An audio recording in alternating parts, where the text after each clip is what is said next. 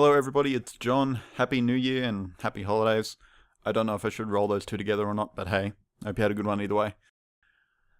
2014 was a really long year. It had a lot of lows and some very, very big highs, in terms of gaming anyway. And I'm here to do what many other people have done recently and tell you my favourites of the year. Specifically, 10, not 11, not 7, not 14, not 32. Just 10. And I hope you'll all share the same favourites I did this year. And if not, please tell me what's on your personal list. I would love to talk to you guys about it. I mean, who doesn't love to talk about what they love in video games, right? Anyway, let's start with number 10, The Binding of Isaac Rebirth. I really loved The Binding of Isaac in 2011, and I was debating whether or not to put it on the list, considering this could be counted as a definitive edition or just another remake. And I didn't really want them on the list, which is why Pokemon Alpha Sapphire and Omega Ruby are not on here. But if you haven't played The Binding of Isaac before, it is a very, very good roguelike. And roguelikes are a genre I usually don't enjoy. I just find them repetitive and kind of boring. The repetitive nature is just part of the genre, I understand that. But the thing I really like about The Binding of Isaac, and the thing that gripped me the most, was the fact that Danny Baranowsky was working on it, and Edwin McMillan. And once I sort of got past the superficial reasonings of enjoying the music and visuals, I understood what people really liked about roguelikes. There's a basic rule set that you master, and then everything else is an obstacle that you have to overcome. What I found interesting about The Binding of Isaac though, unlike other roguelikes I've played, the items that you can pick up, the items that are essentially your equipment that's part of your build, can completely ruin it. So each run is a learning experience of wondering, what items should I pick up? Will this completely ruin what I have going for me? It's about learning and discovering, much like any other roguelike. But for some reason, The Binding of Isaac really, really stuck to me. Now, I didn't play it as obsessively as others did. I don't have triple digits of hours, I only have about 20 on the original. But Rebirth adds so much new content, and so much new to The Binding of Isaac in general, that it can make the list. New items, completely new visuals, and new room arrangements that weren't even possible in the original game. That make you completely rethink how you're dealing with your enemies. I'm not going to sit here and preach to you about it forever, but if you're looking for a good roguelike that will entertain you for hours on end, The Binding of Isaac Rebirth is the way to go. Number 9, The Evil Within. The person that made The Evil Within, or the person that directed The Evil Within, was also the person that scared me away from the entire genre as a kid. But back in 2011, when he partnered with Platinum to bring out Vanquish, one of my favourite third-person shooters of all time, I figured I'd go back to the genre and work my way backwards from 4, and now here I am today as a kind of a big fan of the series. The Evil Within is not going to revolutionize anything, not like RE4 did anyway. It's not Shinji Mikami's grand return. In a sense, it was a little disappointing with the way it was getting hyped. But what I will say it is Resident Evil 4 2.0. It's just Resident Evil 4 brought up to modern standards, albeit super weird. The amount of crazy, weird storytelling in this game, it's something you have to see. And I'm not going to say any more about it, I'm just going to leave it at that.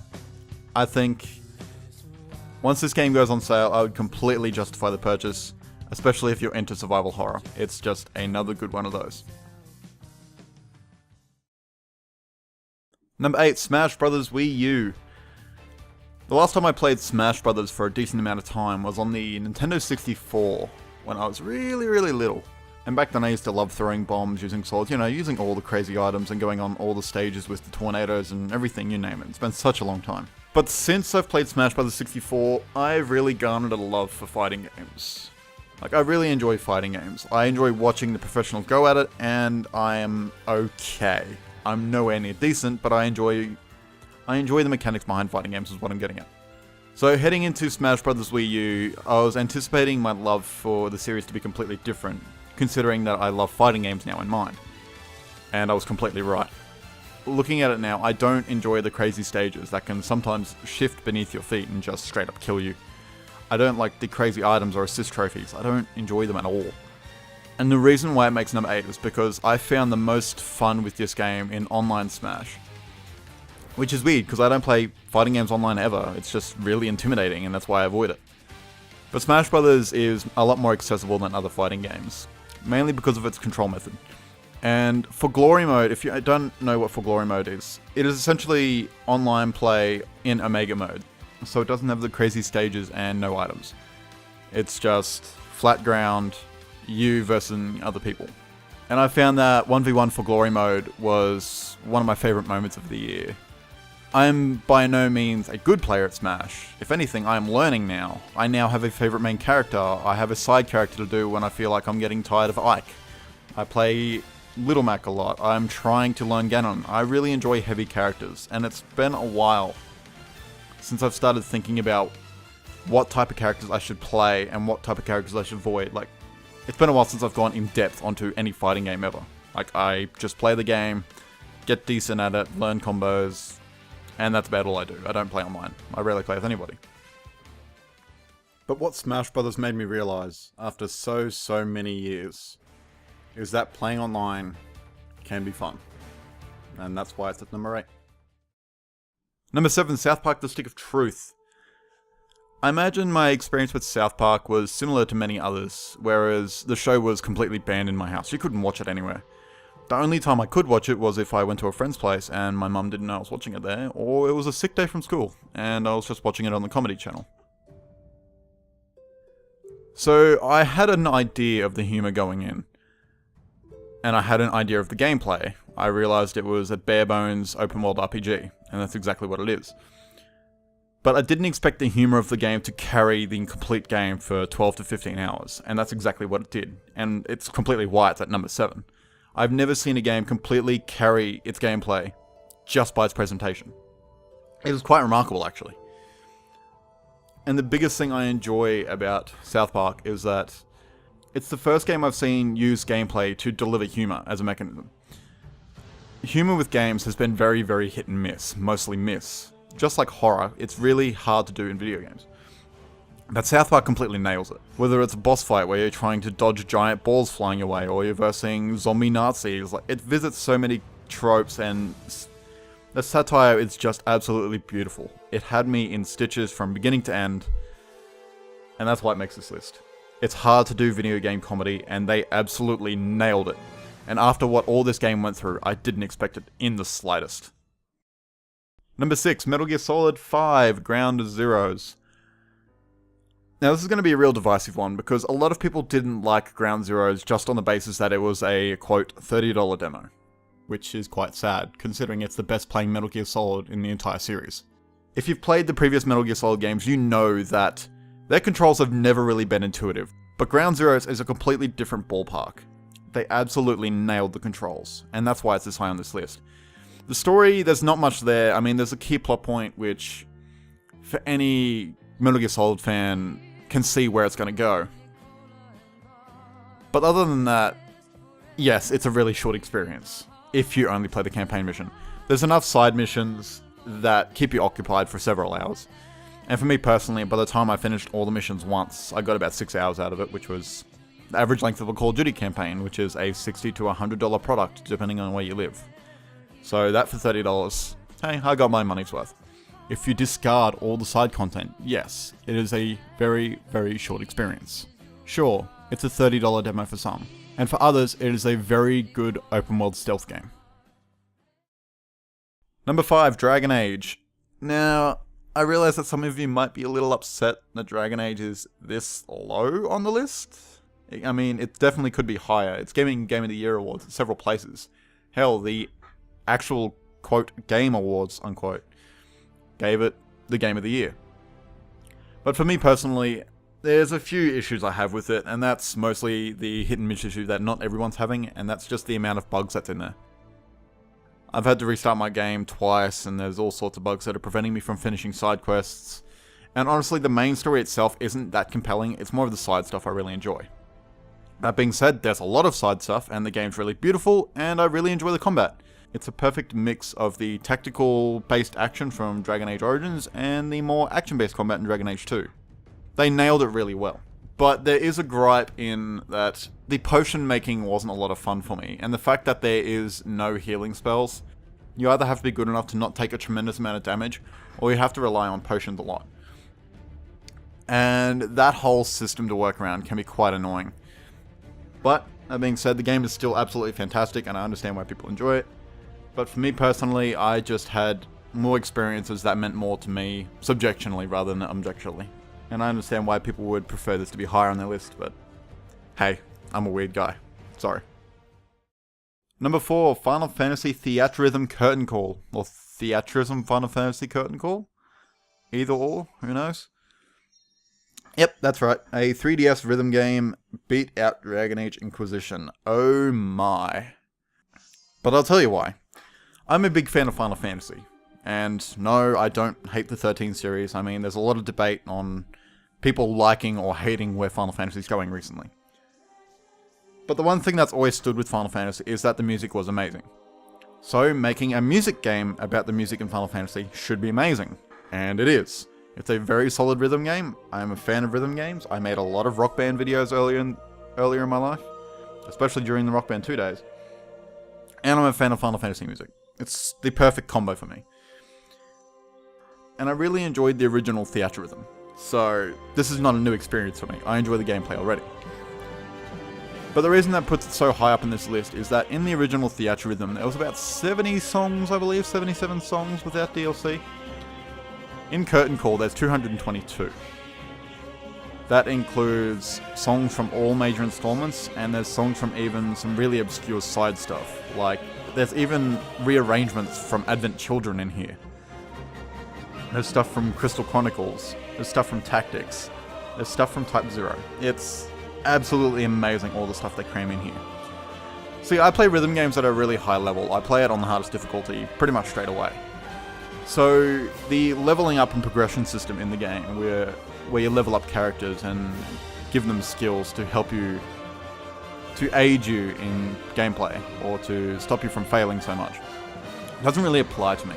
I mean, it feels nice to level up a party of characters to level 99 and then start over and choose new characters.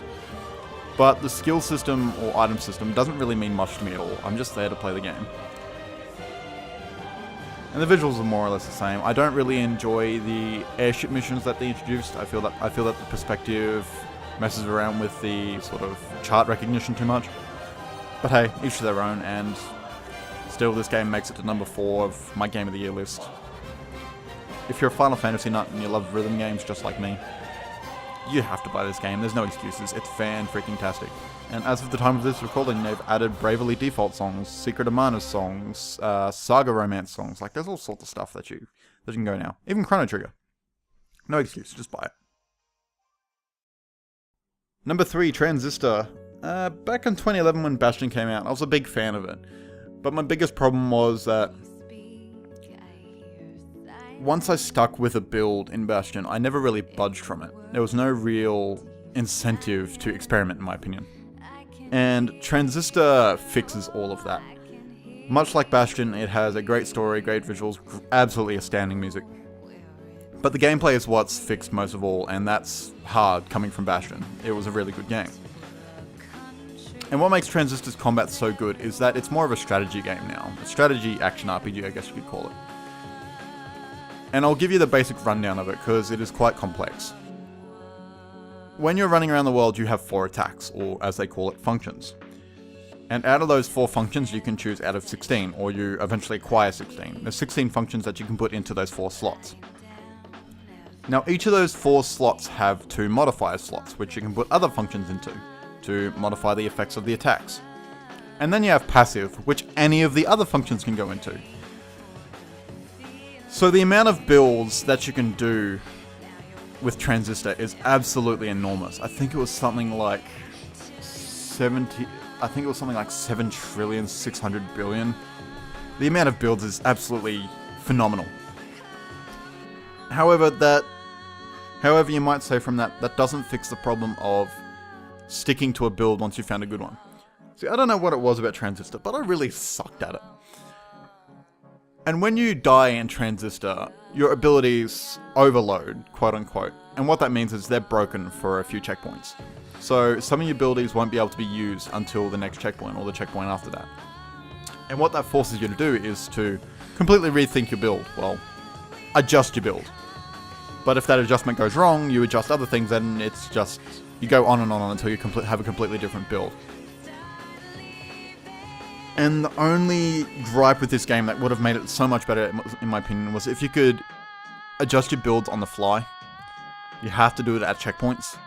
So, that being said, the way you die is by overloading all of your functions.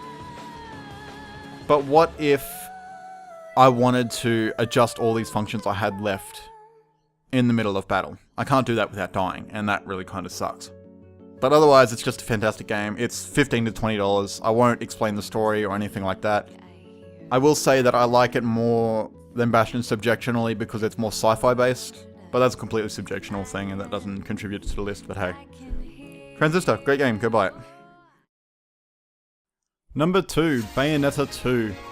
Now, Bayonetta 2 was the game I was most excited for this year, next to only The Evil Within. And there is a good reason for that. Bayonetta 1 was the first game I ever reviewed. I remember giving it a 9 out of 10, I even remember where I was. I was staying at a holiday house up near the beach in Hervey Bay, Australia. And I had a blast. So it has been 4 years since the first Bayonetta game came out, and it's only natural that I was really excited now that I'm a Platinum Games fan. Hell, Bayonetta 1 was my first Platinum game, and I really enjoy Vanquish, and I really enjoy the Wonderful 101, the list goes on. I was ready to give this game Game of the Year at the counter of EB Games, let alone when I put it in my Wii U. But my hype began to wane as soon as I started comparing it to Bayonetta 1. Don't get me wrong, Bayonetta 2 is a absolutely fantastic game. It's more accessible than ever if you are not a big character action game fan because all the combos remind you of fighting games and it just feels too technical. Pick up Bayonetta 2, you can mash the shit out and feel super cool while doing it, you'll feel great. And if you love action games, if you love getting triple S's on Devil May Cry 3, if you like being a crazy person, Bayonetta 2 has all the depth you need. Not to mention it does carry the spectacle that should come with the Bayonetta game. But that's where the problem is. If you did play Bayonetta 1, if you love Bayonetta 1 just like I did, you're going to realize that the spectacle that Bayonetta 2 puts on does not reach the heights of Bayonetta 1.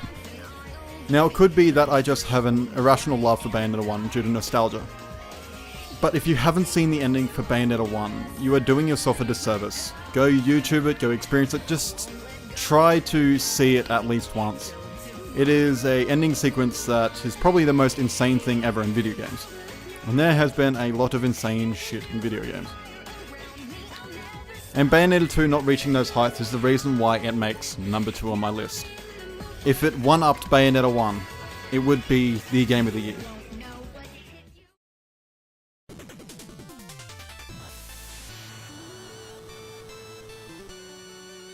With PlayStation celebrating its 20th anniversary recently, it's sort of hit home how long I've been playing games for. And when you've been playing games for that long, there's sometimes you get a feeling, and if you're lucky, you never get this feeling at all. But you feel like that games just aren't entertaining anymore, everything's boring, you've seen it all before. You get a nagging thought in your head that maybe all the people that said video games are for kids were right, maybe you're just growing out of it, maybe you are done. But if you stick this rut out, and I mean a rut, that you're going to find a game that just hooks you right in and drags you back to video games bigger and better than ever. This may sound pretentious, but my saviour of video games in the year of 2014, and boy it was a long one, is Shovel Knight. See, a lot of people see this whole retro is the new cool thing as a fad and a reason to dismiss a game entirely. Shovel Knight is not one of those games you should dismiss. Now, a lot of people can go out and also say that it's just Mega Man 2 for a new age. See, it's not that either. The way I look at Shovel Knight is a supergroup of Castlevania and Mega Man squished together with modern design sensibilities. So you can go back to Castlevania and Mega Man 2 now, but you're still going to be frustrated by the design problems that they had back then, the hardware limitations, the ideas that weren't even thought of yet that we have now in every video game. So going back to Mega Man 2 or Castlevania is an exercise of frustration with me. Yes, I recognise it's a good game. I understand why people love it so much. But I did not experience it in its zeitgeist. Shovel Knight brings the thoughtful level design and tight platforming of Mega Man, and it brings the melee combat and relic system of Castlevania, and meshes the two perfectly together. There's not a game quite like it out there. Yes, you could call the visuals nostalgia bait, but they don't go overboard with it. There have been enthusiast games that go to great lengths to replicate the NES as far as they can. Sprite flicker, parallax scrolling, you know the entire deal. But Shovel Knight doesn't do that. It evokes the feeling of the NES era, especially with the music. The music is phenomenal. But it doesn't sacrifice any modern comforts. There's no sprite flicker there if you don't want it. I believe it's in the options. Everything is smooth, there's no frame rate drop, there's no slowdown. Everything is perfect, it hits the beat every single time. Now you could say my love for Shovel Knight is irrational, maybe I'm not thinking of an issue with it right now. But my experience with Shovel Knight is an experience I did not have with any game in 2014. And that was the experience of sitting down and just playing it the entire day. Sitting down in the morning, stop playing it at night, looking out the window and going, where did all the time go? But I didn't feel like I wasted it. I wasn't frustrated with all my time being gone. Shovel Knight felt rewarding. It felt refreshing. And overall it reminded me how games started, as games. There was no need for convoluted tales or anything to distract you from lack of gameplay or bad mechanics. It's just a solid game and fun to play. And that's why I love it so much. Just playing a game that feels like it's going back to gaming's roots and having fun. It's weird to feel like that is a rare sensation nowadays, but Shovel Knight delivers it, and I'm glad it did. So that is all my top 10 games of 2014. If you want to recap, they are scrolling on the screen right now. And what you see scrolling on the screen right now is my... I don't actually have a name for it yet, but I guess you can call it the Tower of Strength. Or the Tower of Video Game Strength, I guess. The idea is, as I beat games and review games over the year of 2015, I will be ranking them in order over the year. So naturally my first game is going to have the number 1 spot, because there's no other games I've played yet. But what my hope is with this list is that it will build a natural Game of the Year list, and we can see sort of how the year went. And I hope to see you guys this time next year to see how this experiment's going to play out. And if you guys have any questions or comments about my top 10 list, or if you want to talk about your own top 10 list, please put it in the comments. I love talking about video games, it's why I'm doing this right now. And I'd love to hear your insight. It means the world to me if somebody would do that. Anyway, everybody, thank you so much. Thank you for watching. I know this might be a long video by now. And I wish you all a happy new year and a fantastic 2015. Have a good one, everybody.